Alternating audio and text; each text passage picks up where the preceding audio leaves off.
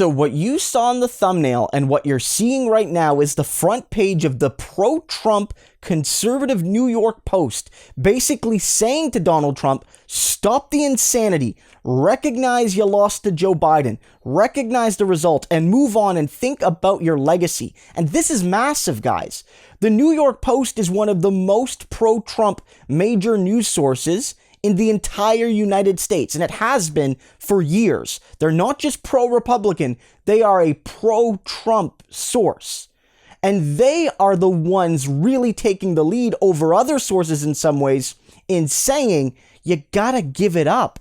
You're doing real damage to your party, to your legacy, and to the country. Stop it, sir.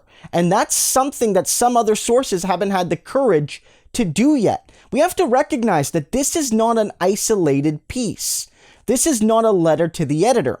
This is on the front page, and inside the issue, there is an official editorial from the board, which means it's the voice of the paper. It's not one person. It's the paper's voice saying, this is our position. Donald Trump has got to go and give it up and think about the future of the country and the future of his party and the future of the conservative movement. That means that this Rupert Murdoch-owned paper actually has a clearer editorial line than Rupert Murdoch-owned Fox News, which has some people saying the election's over and Biden won and Trump lost and Biden's president-elect, like Chris Wallace.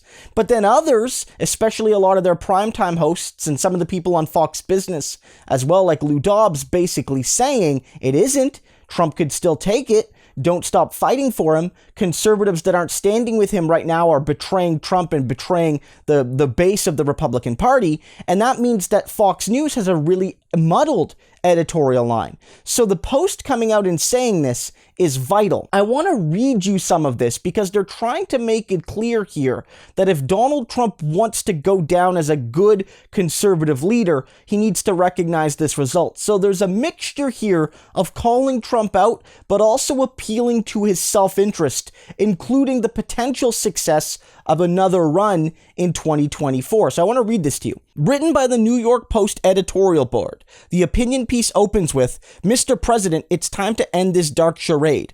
We're 1 week away from an enormously important moment for the next 4 years of our country, referencing the Georgia Senate runoff elections on January 5th.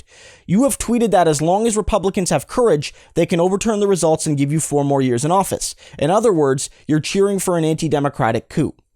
We understand, Mr. President, that you're angry you lost, but to continue down this road is ruinous. We offered this as a newspaper that endorsed you, that supported you. If you want to cement your influence, even set the stage for a future return, you must channel your fury into something more productive. And so it's a mixture of shaming him, but also saying, sir, you could be so great if you choose to be. Please be great. And they're trying to find that balance that won't make Trump too angry and won't make their readership too angry. I don't know if they'll succeed, but it's very clear they're saying, look, if you want Perdue and Loeffler to win, if you don't want the Democrats to win next week in Georgia, and if you want to potentially run again in 2024, the way to make that happen is to be gracious in defeat and to work with your party and to not try to, sabotage your own party and move on. And I do think that this is especially important coming from the New York Post, because they are one of the sources that if Trump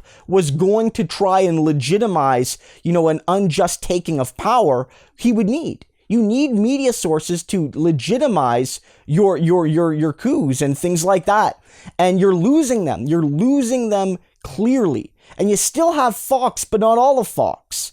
And I think that it's very telling that the source that published Hunter Biden stories, given that they were of questionable accuracy and relevance when no one else would publish them, is one of the first major conservative sources to, as an editorial line, turn on Donald Trump. The walls are closing in on him, and I think this is actually good advice. I don't want to see Donald Trump succeed. I don't want to see the Republicans win in Georgia, but I have to say that if Donald Trump accepted defeat gracefully early on in November, the Democrats would have found it much harder to win those Georgia Senate races. And if Trump did want to have a future in politics, it would have been a lot easier to do so. These people are trying to help him. Let's see if Trump listens to them, or let's see if he freaks out irrationally. I'm guessing the latter.